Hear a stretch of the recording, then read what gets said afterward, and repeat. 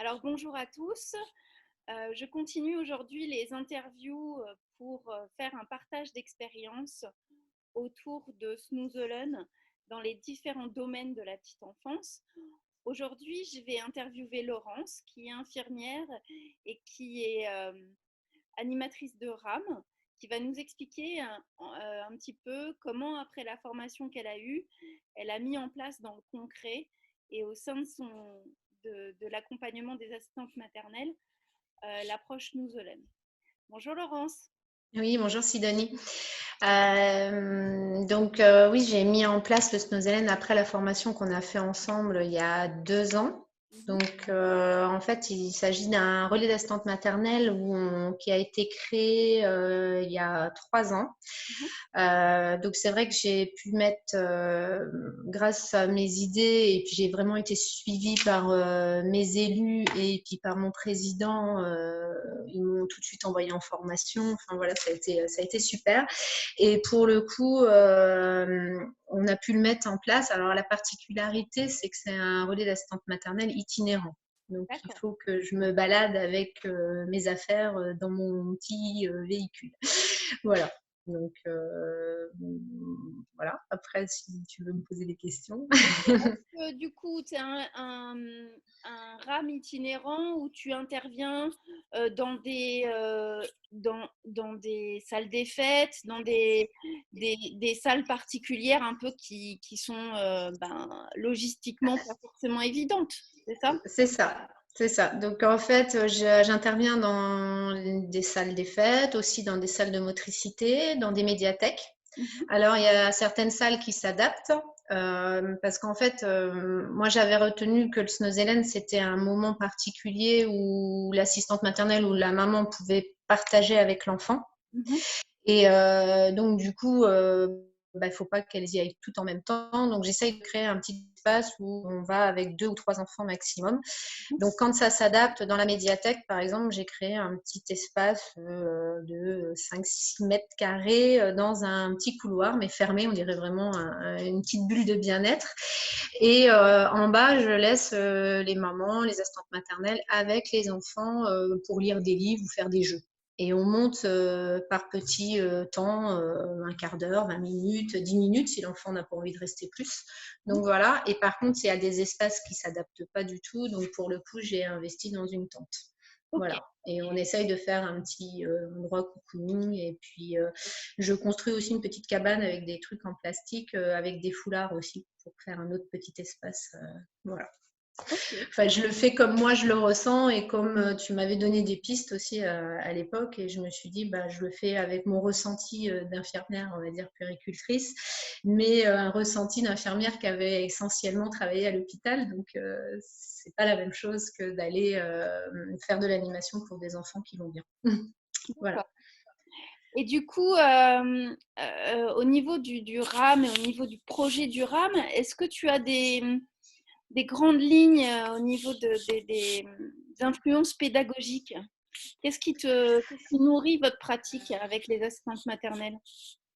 Bah, en fait, le projet de fonctionnement, je l'ai établi avec les besoins des assistantes maternelles et des familles du territoire. À savoir qu'on est un territoire rural et où il n'y avait jamais eu de drame. Donc, pour le coup, les assistantes maternelles étaient vraiment isolées, certaines familles aussi. Donc, il a vraiment fallu que je mette en place, alors je te dis vraiment avec enfin, j'ai vraiment été soutenue par la CAF, par les élus qui connaissaient bien le territoire. Et pour le coup, on a pu vraiment, je pense, répondre aux besoins des assistantes maternelles et des familles.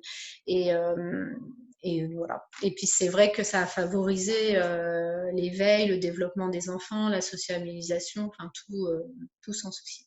Voilà. Et est-ce qu'il y a il y a des grandes pédagogies qui t'ont influencé dans la mise en place du RAM ou tu y allais plutôt... Pas spécialement. Après, il y en a plein. Il y a Montessori, il y a tout ça. Il y a plein de pédagogies. Mais en fait, moi, quand je suis face à un enfant, je l'observe et je me dis qu'est-ce qu'il a besoin. Et j'utilise un peu toutes ces pédagogies. Et dans ma tête, ça fait choup, choup, choup.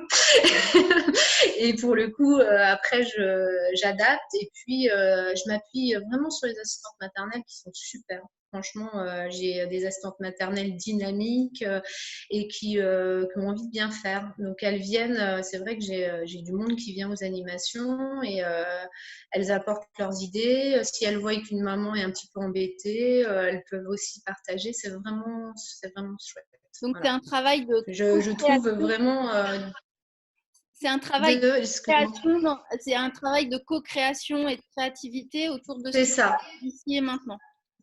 Ok. C'est ça. Et c'est vraiment super parce que mettre un projet, en plus on évolue au fur et à mesure du temps. Là, je suis sur la 3e année et je vois encore les choses différemment. Et je réadapte et je réajuste et voilà. Donc, même pour le Snozelen, hein, j'ai essayé certaines choses. Je me suis dit, ah, c'est peut-être pas adapté, on va faire autrement. Enfin, voilà. Donc, je pars toujours sur le bien-être de l'enfant. Si je vois qu'il n'est pas bien, c'est pas la peine d'insister sur ce que je mets en place, que ce soit le Snozelen ou autre chose. Hein, parce que je fais aussi de l'éveil musical, je fais différentes choses dans les animations. Voilà. Et du coup, c'est principalement des enfants entre 0 et 3 De, ans, enfin, entre...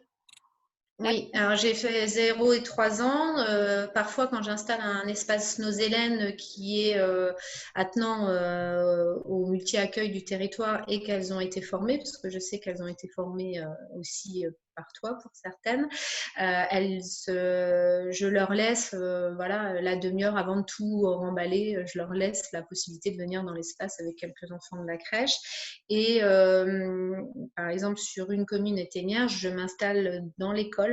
Et pour le coup, les enfants de l'école ont pu avoir quelques séances de Snowselen accompagnées. Et les maîtresses en ont trouvé un vrai plus. Voilà. Et je vais essayer de le faire découvrir dans d'autres écoles sous demande des directrices, puisqu'en fait, elles ont estimé que ça pouvait être un moyen pour elles, sans parler de Snowselen, mais peut-être de faire une petite tente au fond de la classe quand l'enfant est vraiment tendu, ou peut-être dans leur salle de motricité pour pouvoir emmener l'enfant et se poser avec lui 5 minutes. Voilà. Ouais, Donc, c'est peut-être une piste à travailler. Voilà. c'est ce que dans le milieu du handicap, on appelle des salles de time-out, ce qui est Oui. différent de Snoozelun, c'est-à-dire c'est vraiment des salles d'hypostimulation pour proposer à un enfant une pause qui est parce que ses émotions et parce que les sensations le débordent et du coup la collectivité et l'ambiance sensorielle de la classe est pesante et du coup on lui propose un temps dans un espace sécurisé, mais c'est différent de Snoozelun. Du coup, qu'est-ce qui t'a amené à Snoozelun en fait? Je t'ai pas tout entendu, ça a l'air de se couper. Je répète, est-ce que tu m'entends Oui, là? oui, c'est bon. Qu'est-ce qui t'a amené à Snoozelun? Alors, en fait, c'est vrai que dans les hôpitaux, moi, j'en avais pas entendu parler. Et c'est quand j'ai mis en place le projet de fonctionnement, j'ai pu me poser de savoir ce qui s'était passé entre mes études d'infirmière puéricultrice et 2017, on va dire. Et donc, du coup, bah, je me suis reposée dans les livres, sur Internet, et je me suis dit, ah, bah oui, tiens, je ne connais pas. Et c'est vrai que, comme je te dis tout à l'heure, j'ai vraiment été soutenue tout de suite dans ce projet. Donc, j'ai pu... j'ai commencé le RAM en octobre pour créer le projet de fonctionnement et en janvier, je commençais les animations. Puis après, j'ai fait la formation dans la foulée. Donc, j'ai pu le mettre très rapidement en place et ça m'a permis aussi de revoir les bases du développement psychomoteur, revoir les choses qui n'étaient pas oubliées, mais c'est toujours bien de faire une petite piqûre de rappel. Donc, je pense que la formation Snowselen est bien pour ça. Voilà. Et du coup, je pense que je ne sais pas si je peux le dire, mais je pense que le Snowselen, c'est vraiment ce qui est important, c'est le moment de partage entre l'adulte et l'enfant. Moi, je le ressens énormément avec les familles parce que, bon, bah voilà, maintenant, aujourd'hui, les familles sont toujours sur leur téléphone, sur quelque chose à faire. On est toujours, même à la maison, moi, hein, j'ai des enfants, je vais courir, je vais faire à manger, je vais faire ceci, je vais faire cela. Alors, du coup, là, quand je propose une séance Snowselen, je me dis que la maman, pendant un quart d'heure, 20 minutes, eh ben, au moins, elle n'a pas son téléphone, elle est happée par aucune responsabilité de maman, papa pareil d'ailleurs, et elle peut du coup se concentrer sur son enfant et avoir ce moment de partage, de l'observer, de l'accompagner dans la découverte.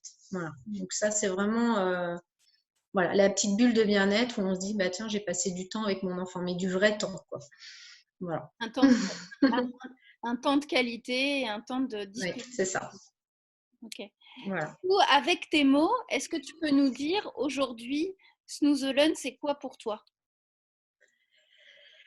Alors, pour moi, alors avec mes mots, le Snozellen, pour moi, c'est vraiment un moyen de développement sensoriel puisqu'on va avoir différents sens.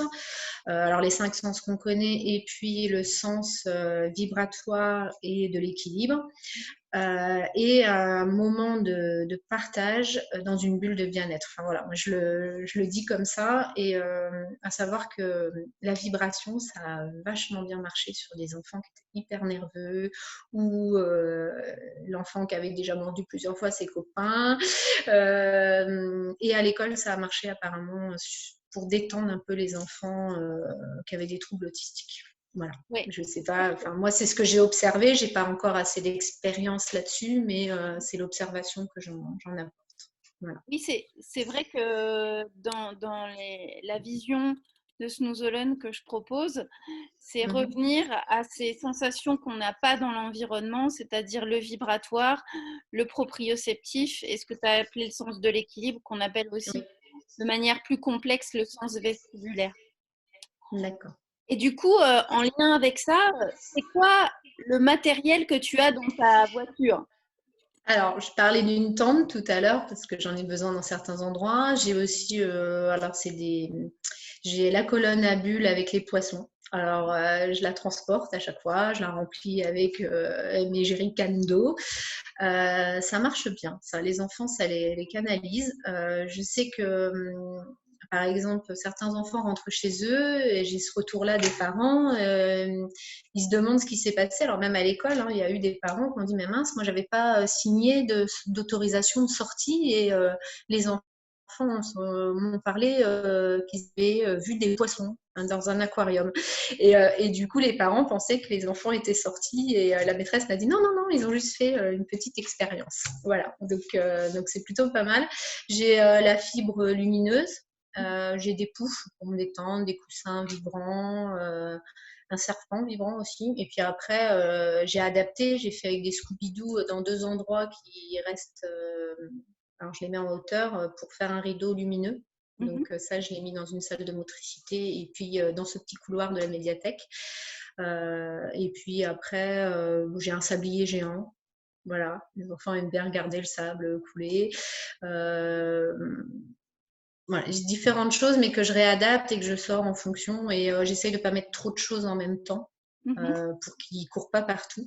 Et puis la consigne que je donne avant, c'est voilà, vous les laissez faire, vous leur dites pas regardez ça, ça, ça, ça. Donc vraiment, l'assistante maternelle ou la maman se pose et regarde l'enfant. S'il a envie de rester sur le coussin vibrant pendant 15 minutes, ben, il reste sur le coussin vibrant, et voilà. Donc petite fibre lumineuse. Après, je sais pas avec les lycéens, mais du coup, avec le confinement, on est un peu embêtés. On a créé tout un parcours sensoriel avec le lycée de Maubert-Fontaine. Donc, on a créé un énorme parcours avec des feuilles, du coton, plein de choses. Peut-être que je reprendrai certains éléments de ce parcours pour le mettre aussi dans ma tente ou autre chose. Voilà. Mais Du coup, pour l'instant.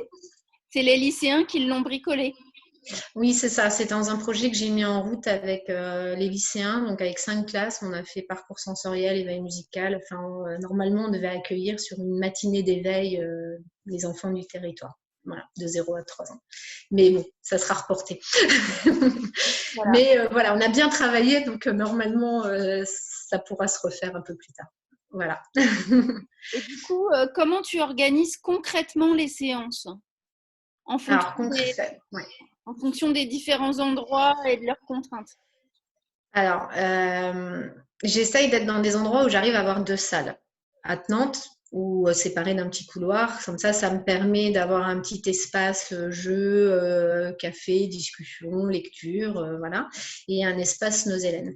Quand c'est pas possible, je mets une tente Et du coup, la consigne, c'est voilà, on laisse les enfants aller, mais je mets une tente et je mets aussi d'autres petites choses, une petite cabane, plusieurs petits espaces. Voilà, je mets plusieurs petits espaces. Alors, la difficulté, c'est le bruit, pour le coup, parce que je peux pas faire sur inscription, vous venez un quart d'heure, et puis encore un quart d'heure, et c'est plus compliqué. On ne Ouais. va pas se déplacer pour un quart d'heure. Voilà. Ah, c'est moins un espace-temps Snoozelen, mais c'est quelque chose C'est qui est ça. un Donc, compromis au milieu de plusieurs choses. Voilà. c'est ça. Donc, pour le coup, j'appelle ça une séance de découverte sensorielle pour éviter de parler Snowzealand, parce que pour moi, ce n'est pas le Snowzealand, parce qu'on n'est vraiment pas dans une bulle, mais on essaye quand même de faire au mieux pour qu'il y ait une petite découverte dans le calme. Voilà. Et du coup, tu nous as dit, tu prends 3 enfants en même temps, avec soit une assistante maternelle, Soit si c'est la maman, soit un enfant voilà. et ses parents. Ouais, et puis parfois, je laisse la maman aller toute seule avec son enfant, ou même une assistante maternelle qui ressent le besoin d'avoir un temps donné avec un seul enfant parce qu'elle le sent un peu fatigué ou autre, hein, et c'est son ressenti. Donc, je la laisse aller toute seule avec l'enfant et moi, je reste en bas avec, si elle a déjà été faire des séances. En général, la première séance, je suis toujours avec elle. Voilà. Mais pour le coup, quand je sais qu'elles en ont déjà fait plusieurs, je peux les laisser toutes seules avec un enfant et je reste jouer avec les autres. Parce que j'aime bien jouer aussi avec les enfants. C'est Voilà, l'essence de notre travail quand même. c'est vrai. Est-ce que tu peux nous dire un peu ce qui se passe dans ces séances ou alors nous faire part d'une ou deux anecdotes qui ont été marquantes pour toi? J'ai parlé de l'aquarium tout à l'heure, mais ce qui est marquant, c'est quand on ouvre la porte et que l'enfant rentre, enfin, il rentre d'un pas en général et il a les yeux grands comme ça et il ne sait pas s'il doit y aller. Donc parfois il y a quand même, alors on le laisse un petit peu, on le laisse, et puis quand on voit que il ne sait pas s'il a le droit, parce que souvent les enfants on leur dit si tu peux y aller, alors ils sont habitués à ce qu'on leur donne des consignes, hein, déjà tout petits, et on lui dit tu peux y aller, va où tu veux. Et là, on voit qu'il se dirige vers quelque chose et donc sur ce qui l'attire le plus peut-être. Alors des fois, je te dis, c'est la fibre lumineuse ou simplement ils voient un énorme pouf, ils ont envie de se mettre dessus et du coup, l'assistante maternelle est, on va dire, un peu comme l'enfant. Elle ne sait pas au début, elle regarde, elle dit je dis, allez vous asseoir, mettez-vous où vous voulez et du coup après ça se détend. Mais c'est vrai qu'au départ, c'est qu'est-ce que je dois faire? Alors que ça se fait naturellement dès que je dis si, allez-y, asseyez-vous. Voilà, asseyez-vous, allongez-vous, enfin, mettez-vous à l'aise. Le but, c'est de se sentir bien dans l'espace que j'ai créé. Alors, effectivement, c'est du travail de créer quelque chose tous les matins avec tout le matériel. J'ai aussi des cubes lumineux, tout ça, mais j'essaye de faire quelque chose. Quand on rentre, on se dise ah, je vais être bien. C'est ça. Voilà. Mm.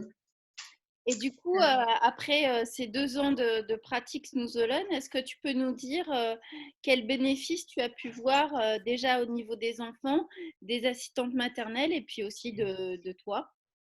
De moi. Alors, comme je te disais tout à l'heure, je pense que c'est vraiment le fait de se poser un quart d'heure avec l'enfant. Donc moi, en tant que professionnelle, moi, ça me permet d'observer l'enfant et de voir son développement. Pourquoi pas de repérer des troubles de développement. J'en ai pas repéré pour l'instant, mais je me dis que c'est l'occasion aussi d'avoir moins d'enfants à observer en même temps, parce qu'observer 10 enfants, c'est pas la même chose que d'en observer un. Pour les assistantes maternelles, je pense que c'est aussi un temps qu'elles aiment bien parce qu'elles se posent avec l'enfant, pareil. Après, je dirais que sur le long terme, je ne sais pas si c'est le Snoozelen ou toutes les animations que je mets en place, mais quand on fait les temps passerelles, alors les temps passerelles, j'ai mis en place des temps passerelles avec les écoles, c'est-à-dire que les enfants du relais d'assistante maternelle vont aller à l'école au mois de juin ou au mois de mai pour rencontrer l'école, la maîtresse, et ils font du développement psychomoteur avec les maîtresses en fait. Et on a pu remarquer que les enfants étaient quand même plus à l'aise voilà. Alors, est-ce que c'était, voilà, c'est un peu d'observation. Après, on n'en a pas fait encore énormément, mais peut-être plus à l'aise que les enfants qui étaient restés à la maison ou qui n'avaient pas participé à des animations collectives. Voilà. Mais voilà, ça peut faire partie du tout, hein, Snow Hélène, éveil, enfin tout ce qu'on met en place. Une globalité. Oui, voilà. Ça s'inscrit dans une démarche globale C'est d'accompagnement. ça. C'est ça, ça en fait partie. Ok, super. Bah, est-ce que tu as envie ou besoin de rajouter quelque chose? Mais non, je dirais que vu qu'on est en période de confinement, que c'est important pour les assistantes maternelles et les parents d'essayer peut-être de créer un endroit chez elles et qu'on pourra essayer peut-être de répondre à leurs questions plus tard. Mais je pense que c'est intéressant pour elles de mettre un petit espace, une bulle de bien-être, surtout qu'elles gardent les enfants des assistantes, pardon, les enfants pour la plupart des soignants Ouais. et que c'est pas simple pour elles et pour les enfants surtout Parce que en oui, ce moment. c'est des enfants qu'elles ne connaissent pas. Si, elles les connaissent bien, mais de certains retours que j'ai, les enfants sont plus stressés, plus fatigués, avec déjà des interrogations de tout petit. Donc, pour le coup, puis elles gardent aussi des enfants qui sont un peu plus grands qu'elles avaient en périscolaire, mais elles les gardent toute la journée. Donc, pour le coup, peut-être que ces enfants-là, ils auraient une petite tente chez elles. Alors, je sais que certaines essayent de mettre des petites choses en place et je pense que voilà, faut pas hésiter de construire avec une couverture ou si elles ont une tente. Alors nous, on habite à la campagne, donc peut-être une tente, elles peuvent aussi la mettre dans une chambre, enfin, et faire un petit espace avec les enfants. Voilà. Mais ça, on pourra, si tu le veux, comme tu me l'as proposé, en parler plus tard. Bah, je te remercie beaucoup, Laurence, de ce partage d'expérience et de ce retour pour illustrer un peu ta pratique de Snoozelen. Si vous avez apprécié cette vidéo, n'hésitez pas à la partager. Et voilà, et on attend vos commentaires si jamais vous avez des questions. Merci beaucoup, Laurence. Au revoir, merci Sidonie.